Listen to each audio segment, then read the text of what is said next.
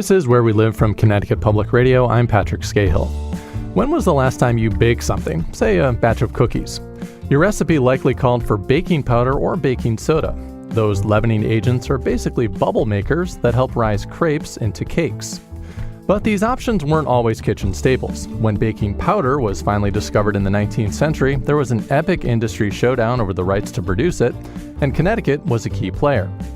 Later this hour, we'll hear from Darien First Selectman Monica McNally to discuss the town's $85 million purchase of Great Island. That 63-acre property has a long link to a baking powder tycoon, William Ziegler. To help us dig deeper into this history today, we are welcoming Linda Civitello. She's a food historian and the author of Baking Powder Wars, the Cutthroat Food Fight that Revolutionized Cooking. History buffs, bakers, share your favorite recipe. Have you ever tried to bake without baking powder? How'd that go? You can join the conversation. Find us on Facebook and Twitter at Where We Live. Linda, thanks so much for joining us today. Hello, Patrick, and hello, Connecticut. Yeah, it's great to speak with you. So let's start really basic. What is baking powder and how's it different from baking soda? Baking powder is a combination of 3 ingredients, one of which is baking soda. And it's a mineral, baking soda, and they all leaven. But baking powder has a second ingredient in it. Baking soda reacts with liquid. Anybody who's done a 3rd grade science project knows what happens, right? It's a volcano. The second part of baking powder is an acid that reacts with heat. And that's what keeps us glued to the oven window when we see that rise. And we're like, oh, look, it's so pretty. It's all puffing up.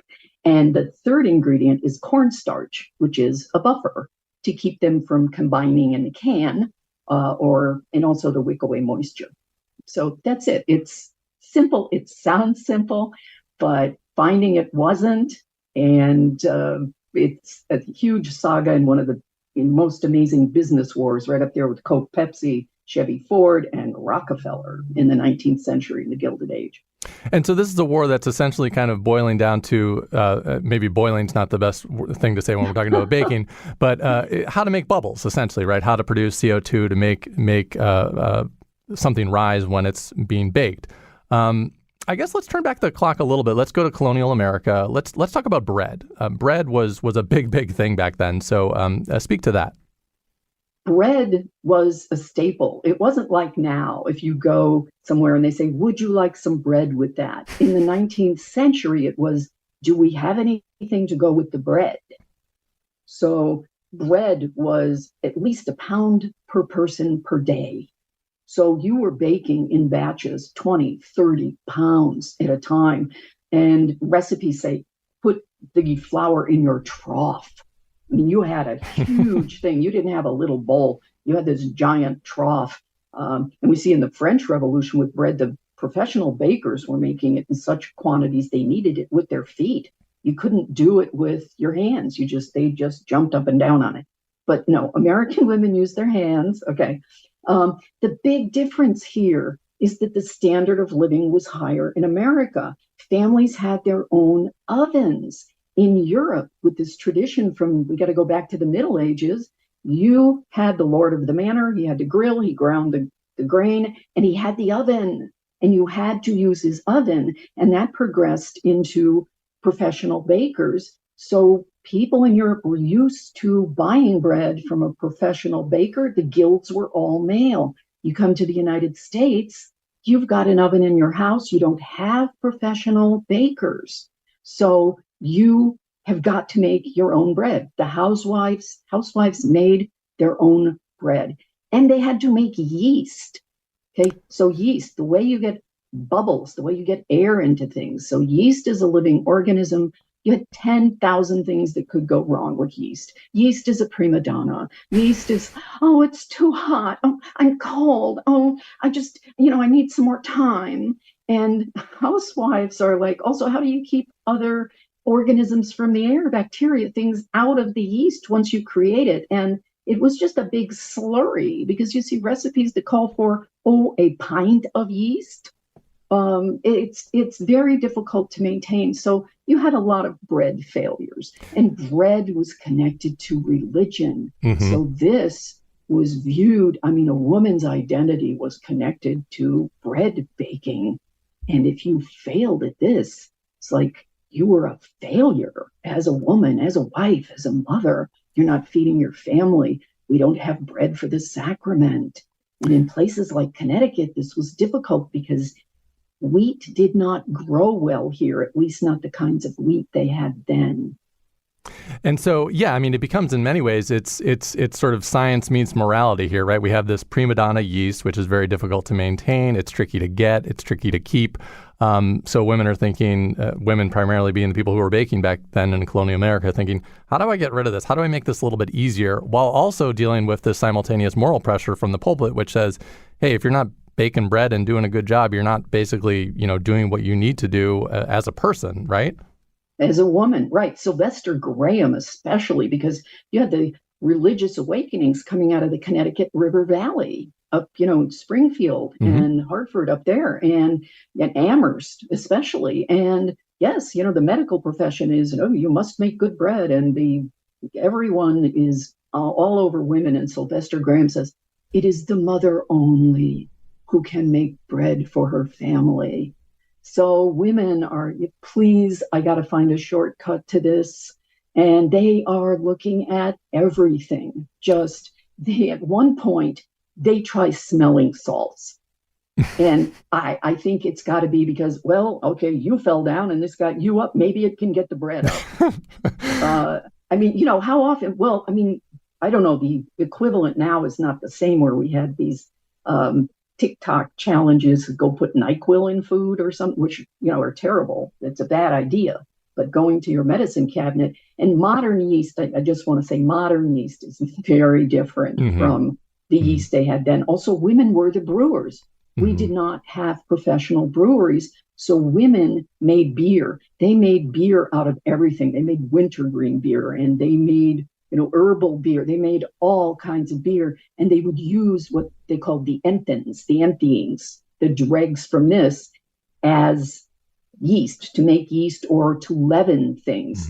So that was it. The only other way you could get air, and people still do this, into bread or cake is beat the eggs. And some of the recipes say, beat the eggs to a raging foam. And it says, beat the eggs for an hour. Have a manservant do this. And I'm like, oh, I'm fresh out of manservants today. So, as many women are. So that's it. You had this yeast that was variable and fickle. You had eggs, which were incredibly time consuming to make sponge cake or sponge. And that was kind of it. And then they just started experimenting. And what they came up with was ashes. Yeah, so I want to ask you about that. I mean, at a certain point, it seems like, as you're saying, let's find anything that worked, anything that can make these bubbles a little bit better and a little bit more efficiently. Amelia Simmons, who I believe wrote the first American cookbook, American Cookery, which was published actually out of Hartford in 1796. This book includes a lot of recipes for cakes, too, which we'll talk about briefly. But it mentions the use of I think it's pearl ash or pearl ash? Pearl ash. One of the many replacements, right, that folks were seeking at this time. This is the one that works. This one, and it's vegetable matter or, herbal matter burned down. And then potash is what you get. And when you further refine it, it's pearl ash. What it is, when you mix ashes with water, you get lye. And that was used like in Norwegian lutefisk. And you see recipes from ancient Rome using lye as, preservative or, to process olives. But these women are using this for baking. So I think what you got here is a historian. I go back and it's like I fall in love with these people. You fall in love with the people you're researching. It's like you can imagine this woman standing in her kitchen so frustrated and trying to find something, but the nerve it takes to try these new things. So pearl ash is in the first recipes for cake. Cake is America's gift to the world. Okay. Do you want to talk about cake now? Or I would love to talk about America's gift to the world, and you're welcome, by the way.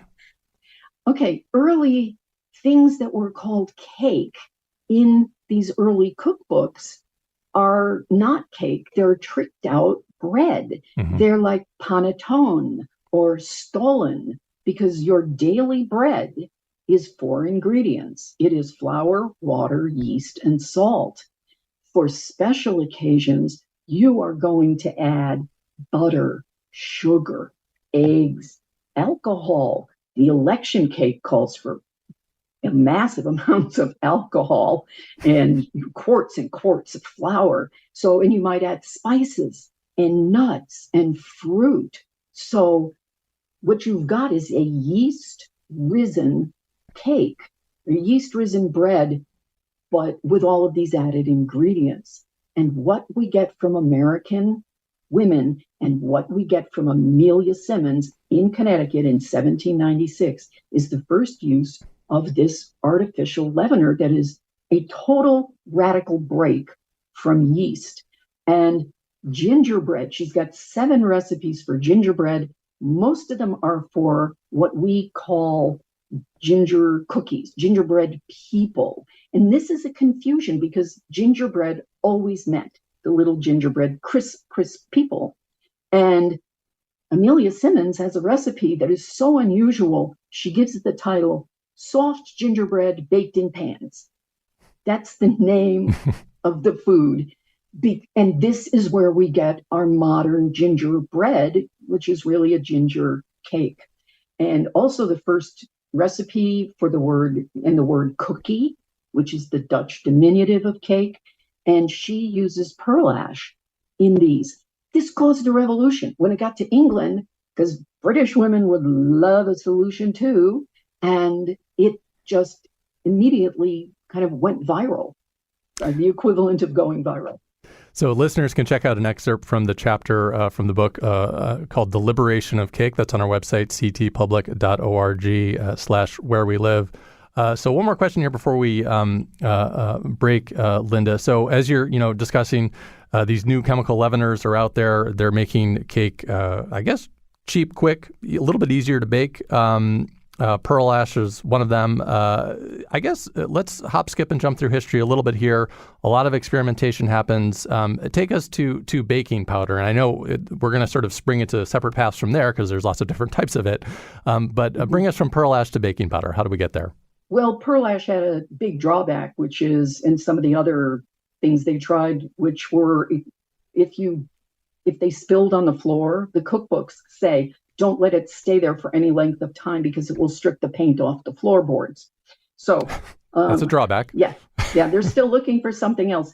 It was a professor of chemistry at Harvard who patented the first baking powder recipe. And he said he wanted to do it to put additives back into cake because by then flour had already become so refined that he wanted to add it in nutrition back in, and his formula used a calcium-based thing. It was actually based on bones, but he was the one who came up with cornstarch. And now we go, it's like cornstarch, like, okay, yeah, that's like a big invention. It was in the 1840s and 1850s. It was brand new technology, cornstarch, new technology coming soon to you. So he had the baking soda, which by 1844, we get Arm & Hammer, still baking soda. He came up with cornstarch. His name was Horsford, and he patented this, and he added an acid. So that's the basic baking powder formula, 1856. And then the Civil War intervenes, and after the Civil War is when the baking powder war really takes off. And so we're going to get into that war of food and baking powder after the break here. Food historian Linda Civitello, stay with us. After this, we will be back. History buffs, bakers, we want to hear from you. Have you ever tried, either on purpose or not, I guess, to make a baking powder-free recipe? I know I've tried not on purpose, and it's not gone well. Let us know how that went. Find us on Facebook and Twitter at Where We Live.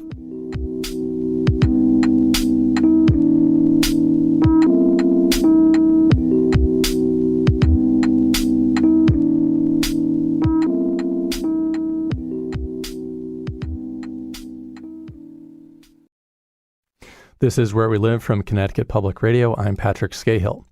This hour, we're going back in time to explore the once booming baking powder industry in Connecticut. Our guide this hour is Linda Civitello, a food historian and the author of Baking Powder Wars, the Cutthroat Food Fight that Revolutionized Cooking. So, Linda, let's get back into it here. The baking powder wars are about to break out. We've sort of established for the break here what baking powder is, and it was a long road to get there. Today, we don't really think about it, right? We just sort of grab it out of our cupboard and put it in whatever we're making. But how did this basically erupt into a food fight here in America? Well, first of all, baking powder is the opposite of yeast. Yeast is fickle, and baking powder just says, hot, cold, wet, dry. I don't care. I am not temperature sensitive. I am not, weather, climate sensitive. Just let me at it. So there is money to be made here because housewives go wild for this.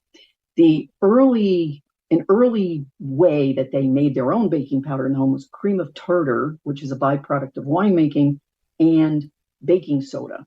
And you might still, if you pull up old recipes now, you have old recipes and you're going, oh, well, I have baking soda, but cream of tartar, that's just a prototype of baking powder and it was a weaker prototype. So in the 1860s, William Ziegler, who was in Indiana at the time, there was a pharmacy in Indiana. Anyway, in New York, they moved to New York because that's where business is happening. William Ziegler's a salesman, and he becomes then the head of Royal Baking Powder. And he also has a place later on in Greenwich, which you'll be talking more about later, I think, Patrick. Mm-hmm. And Royal Baking Powder decides that they are going to knock all of the competition out through advertising. So they send someone to the library, and what they come up with is all the other baking powders are poison. And you could say this at the time, right? You had all kinds of medicines that were advertising that they cured cancer and headaches and whatever. And, they were like 25% right. alcohol. And I mean, and worth noting at the time, right? There's no regulatory oversight for this. So I can kind of publish and say anything I want, right? Right. No, whatever, nothing at all. So this becomes the war. And we see headlines in papers saying, is your baking powder killing you? Is it malaria or is it baking powder? And people are getting scared. So, and these are above the fold because Royal had contracts with 5,000 to 6,000 newspapers. And we see massive numbers of newspapers in the United States then. And they printed this as Royal paid them to print these above the fold as straight news. And they also had contracts with newspapers that said, no one can print a rebuttal. So even if you named people who were supposedly injured by your competitor's baking powder, it didn't matter because they would write in and the doctors would write in and say, this didn't happen. Nobody got hurt. And it's like, we can't publish it. Yeah. And so the backdrop here, again, you had mentioned cream of tartar. So this is something that can be used as one ingredient in baking powder, correct? But it's in some ways it's more, I guess it's more expensive than some of the alternatives that were out there at the time. It's also just not really as good, right? So it's sort of like Royal was thinking, okay, we're sort of in this hole with this product. How do we kind of claw our way out of it? And then they start to look at newspapers and they look elsewhere as well. Yes, well, they had the market. They had the biggest market share in the beginning. And as it started to dwindle, as competition came in, including one that had an ingredient it was sodium aluminum sulfate, which they called alum. And so they went after the alum people. And what Royal did was in 1899, they bribed the Missouri state legislature to pass a law making all other baking powders illegal in the state of Missouri. And that stayed on the books until 1905. How did you react when you sort of saw that? I mean, I think today, I know, so I'm kind of a history geek, and I'm not often surprised by weird things that I read in history books when it comes to the history of business. But this one was sort of surprising to me. And I don't know if it's just because it is such a regular part of our lives in the kitchen now. It's just a product on a shelf and it's there. But I mean, were you kind of surprised when you saw that? I mean, they were bribing the Missouri legislature and people were going to jail over this. Like grocers were going to jail if they were putting the wrong type of stuff on the shelf, right? Yes. I mean, yes, it all surprised me. I thought this started out being like a couple of paragraphs in a book I was going to write about the history of breakfast. And I thought, let me start with something simple.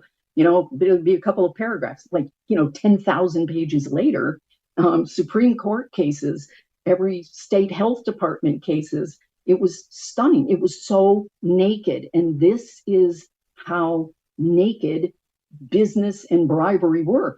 Let's remember that at the end of the 19th century, business controlled time in the United States. It was the railroads that set time zones in the United States, not Congress.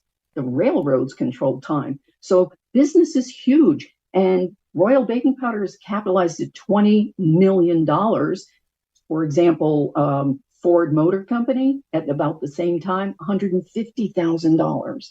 So they have massive amounts of money, and they go in and they are distributing $1,000 bills. Then the Missouri State Senate, they're flashing them around in saloons, going a change for 1,000, and the Missouri legislature was already controlled. The Senate, the Missouri State Senate, was controlled by a lobbyist for the railroads. He was sitting behind a curtain. He wasn't out in the lobby going, oh, please vote for my bill. He was behind a curtain in a chair like a throne, and he had runners who would go out to the floor of the Missouri Senate with little pieces of paper telling the senators that he had bought and paid for how to vote. Mm. And I think that's where the Wizard of Oz comes from. But yeah, and then we get the muckraking press comes in and they said, this is corruption. When businesses contribute money to political campaigns, this is wholesale bribery, and bribery is treason. And the article that Lincoln Steffens, the premier muckraker in the United States, wrote about this, called Business is Treason, Enemies of the Republic, was about baking powder and Ziegler. How is the public reacting at this time? I mean, obviously they're going to be looking for the cheapest thing anyway and the most efficient thing when they're making their food. But how are they reacting, or were they aware of this war that was going on in legislatures and among high-level officials in the areas where they lived? Yes, baking powder was front page news at the time. It was everywhere, and everybody was aware of it. And you see that people in Missouri going, why do we have to pay for this high-priced trust baking powder? Why? And you've got hearings in Congress going on because the Pure Food and Drug Law is coming up. And the baking powder war was so intense it almost prevented passage of this. So people are crazy over this. And the Missouri House of Representatives keeps passing bills to repeal the baking powder law. And the Senate is bribed and overrides just repeatedly. So these poor people in Missouri have no recourse. And this is what happens with bribery. And finally, Ziegler gets indicted. Missouri sends their state attorney general to New York because William Ziegler's primary residence was there. And the governor of New York refuses to extradite him. This is very unusual, very unusual. Governors usually respond, the affirmative. But this is businesses having what Steffens calls a license to loot. And it's also one of the reasons this bribery, because it was so public, is one of the reasons that we shortly after this got a constitutional amendment saying that state legislatures and state senates could not elect national senators anymore, that the people were going to do that.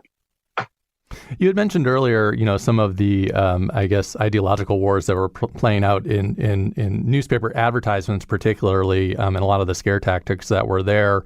Were those hitting home with people? I mean, was that registering in a way with people where they actually kind of believed that at the time, that, baking powder mixed with a certain ingredient could be causing bad health effects? Or is that just, kind of standard noise of the day for consumers of that time?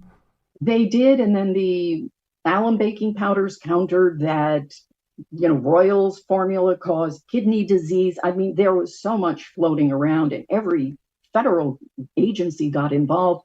So did the home economists. The Home Economics Association was founded in 1899 in Lake Placid. So women, yeah, this very involved. The problem in the cookbooks is you need twice as much of Royal as the other baking powders. So if some of you out there have old recipes or old family recipes or clippings, and you get this fail, what happens when you put too much baking powder in something like a muffin is it will rise up and then it will crust and fall over, and it looks like a little elf hat. It's got this little bump on the top and it tastes bad. So that's it. There is chaos in the cookbooks here. Women are fighting over this and they don't know what to do. And then, congressional hearings. And then finally, this is where double acting comes from. People always go, what is double acting baking powder? This was advertising by Calumet baking powder to say, this once in the bowl, the baking soda with the liquid, and then in the oven. And Royal was a single acting baking powder, and they couldn't counter that. So that was the beginning of the fall. Yeah, so I was going to ask you to sort of take us there next. So I was curious, kind of, I guess, what happened in Missouri, first of all. Like, let's button that up. So I'm assuming at some point these laws were repealed. 1905, it was finally repealed. There were trials. Nobody was found guilty from this. So, we kind of back where we started, except people were more aware of what was going on. And like I said, it affected the nation in strange ways. So the next big part of the war was the price war. And this is where a Yale graduate really comes to the fore. And a company that wasn't even kind of considered a player, which was Clabber Girl, based in Indiana. We got a guy named Tony Holman. He comes to Yale. He's a phenomenal athlete.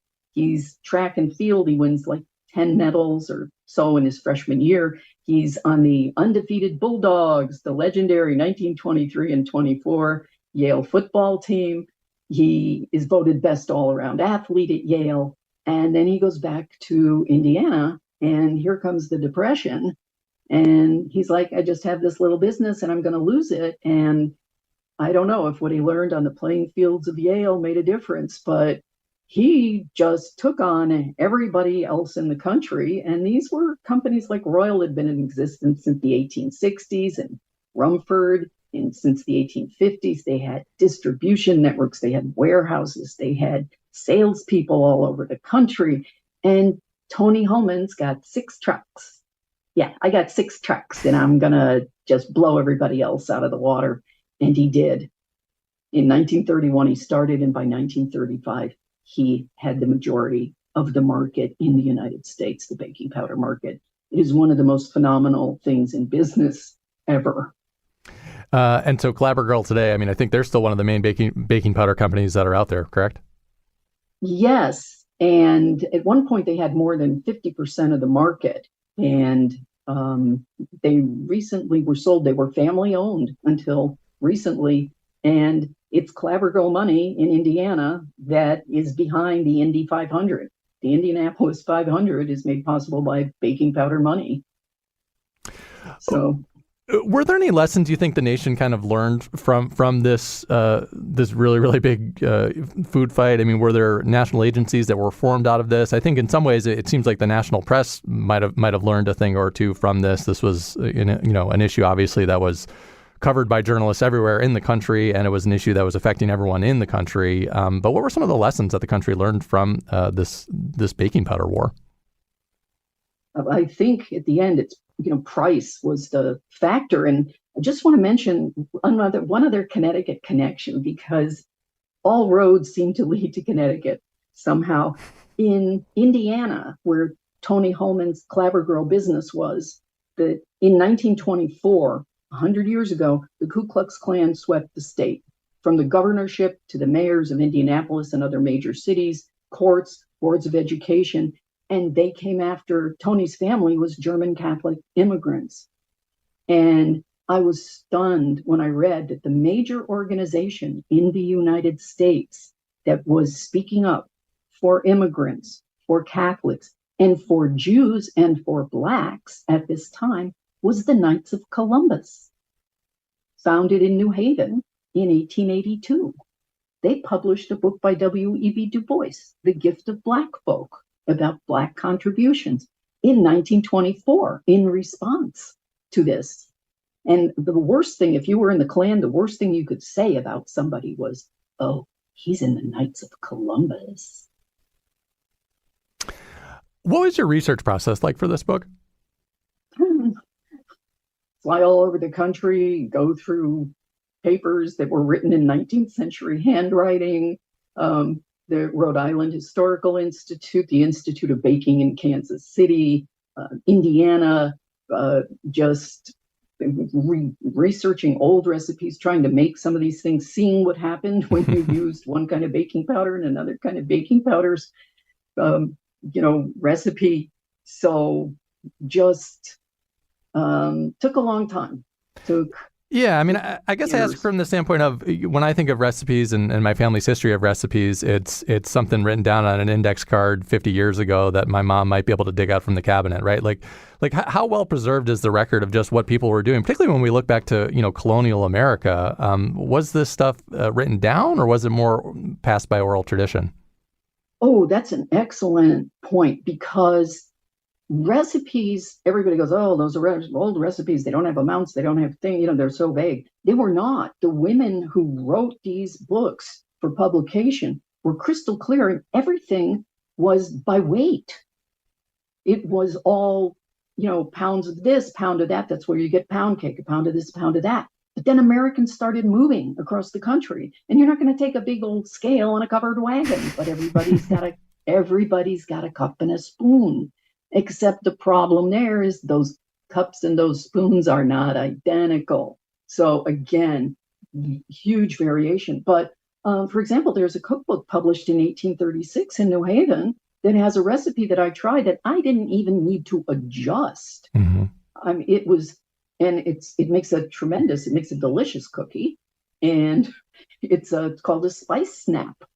And it's got 5 spices, not just ginger. And so some of these are just wonderful. You see how modern some of them are.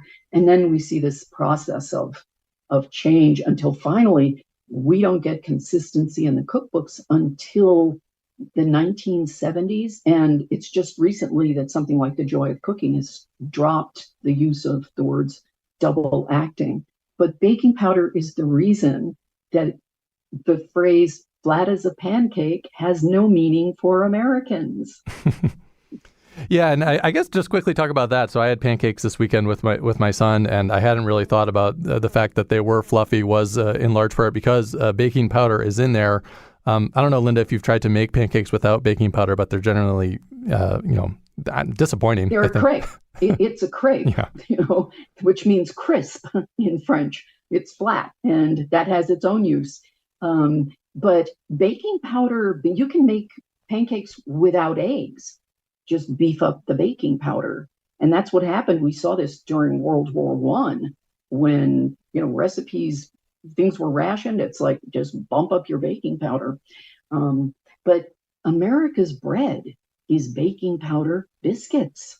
That's America's little black dress of food. You can dress that up. You can dress it down. If you just drop it, it's more rustic looking. And if you roll it a little and cut it out, you can make squares out of it. You can make round out of it. You can cut it in half, make sliders. You can go sweet with it. You can go savory. So baking powder biscuit right there in the name. And cake as we know it. If you look at panettone and you look at chocolate cake, it's like these are related. This is what America did with baking powder. And that happened so fast that by the 1840s, we're seeing cookbooks and saying, and certainly after in the Gilded Age, the 1870s and 80s, young women, you need to watch this. Everybody's eating cake everywhere all the time. So that's us. We invented that. Yeah, I think we had mentioned Amelia Simmons in the last segment, the woman who wrote the first American cookbook, American Cookery, which was published in Hartford. And I think the headline on that is just cake, right, on the front with, I don't know if there's an exclamation point or whatever, but it's there, it's present. And this is 1796 that America's already kind of, pivoting in this direction. Right. That's the big selling point. In smaller print, she talks about fish and poultry and meat. But yeah, right there in the middle of the in the middle of the page, cakes. Cakes, from the imperial plum to plain cake. So, and that's what she does. So plain cakes, and then massive cakes. The biggest cake, the most important one, is called Independence Cake. And that is a precursor of raisin bread. It's got raisins, it's got cinnamon, it's got spices in it, and it's dressed with gold leaf, and it's frosted. And then you put greenery around it, and you can see this is the masterpiece. And here is us. Here is America on the page in Independence Cake and Election Cake. These are the things that define us in a representative democracy. So anything that's in the food is in the culture, and it's in cake. Yeah, one thing that I sort of gathered from your book, Linda, about baking powder was that this really is, in many ways, it's sort of the quintessential American culinary thing, right? I mean, it has a big history that's tied up with, individualism and people, baking in their own home, American desire for efficiency and getting things done quickly. And then, of course, there's all the economics that were at play here, too. But I mean, I guess just as we think of what food really is the quintessential American thing, baking powder, granted, is an ingredient, not a food, but it seems like it's right up there. It ranks right up there on the list. Birthday cake is an American invention. Happy birthday to you is an American invention. And we see these things spreading around the world because in Europe, with Catholic countries, you did not celebrate your own birthday. You celebrated your saint's day. And then China, with its one-child policy, started to focus more on children. So Happy Birthday to You, invented around 1900 in the late 1890s, and that is the most recognized song in the world. And birthday cakes, sprinkles, the whole name of a cupcake. This is another American thing. We like personal food. A cupcake is a personal cake. A roll, a baking powder biscuit, that's your personal food. So cake, biscuits, pancakes, waffles. Before, if you wanted pancakes for breakfast or waffles, you had to make sure you had yeast. And if you didn't, you had to make yeast before you could have breakfast. So the burden on women was tremendous, absolutely tremendous. And, yes, baking powder, here it comes. Foolproof and inexpensive and on our tables, in our kitchens. So coming up, we're going to be hearing from Darien First Selectman Monica McNally to discuss their town's purchase of an $85 million property called Great Island. This was the former home of baking powder magnate William Ziegler. Linda, I know you mentioned William Ziegler and his connection to the Royal Baking Company earlier. Anything else you wanted to mention about him here in about the minute that we have left just before we get to that next segment? Well, the Ziegler family has been major donators and supporters of the blind community and vision, because William Ziegler's wife had a child from a previous marriage who was blind, and she was friends with Helen Keller. So the Ziegler Foundation for the Blind has been very important, and they endowed a chair at the Yale School of Medicine for vision studies. So very important in the state of Connecticut and very philanthropic.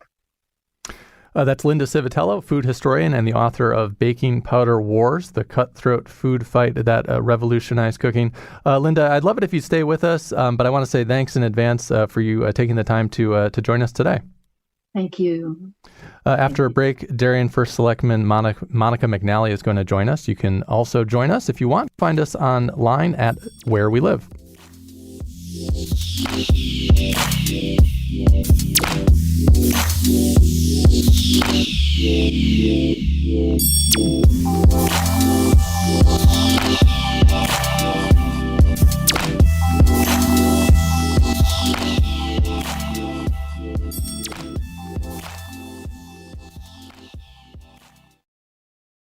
This is Where We Live from Connecticut Public Radio. I'm Patrick Scahill.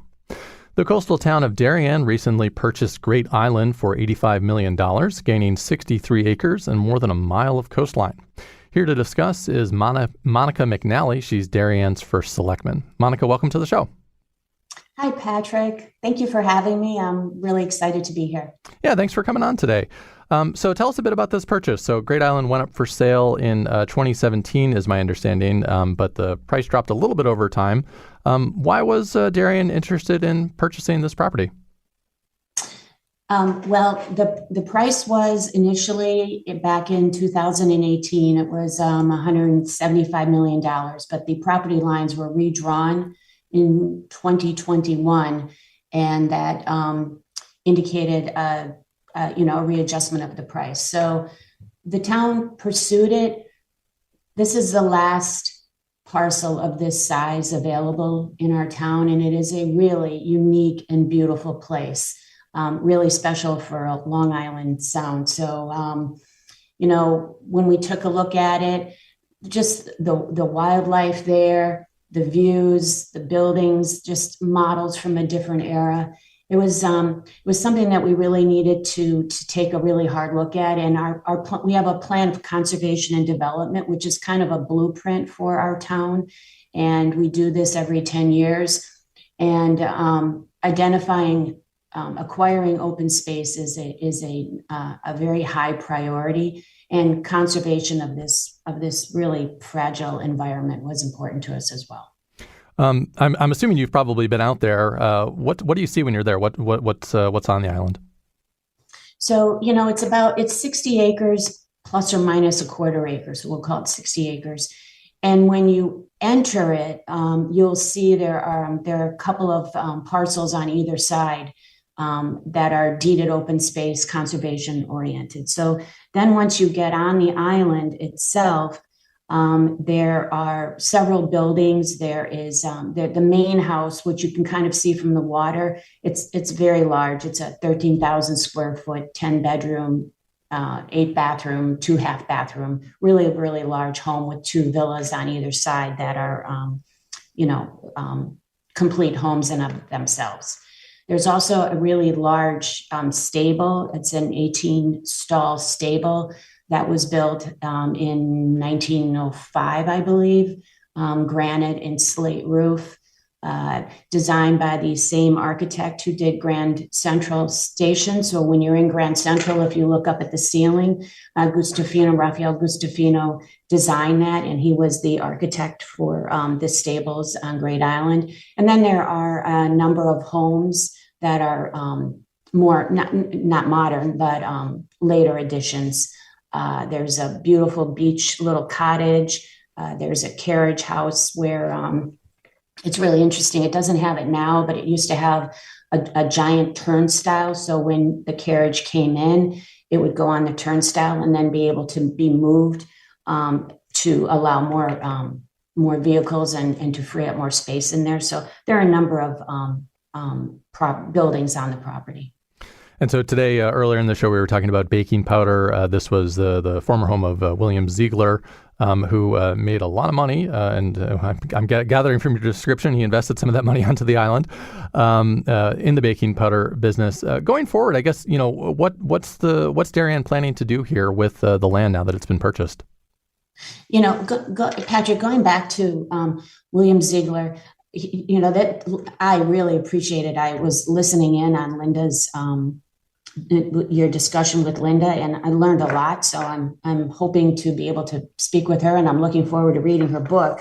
And I'm hoping she'll share that. Linda, if you want to share that spice cookie recipe that you didn't need to adjust, very interested in that. Okay.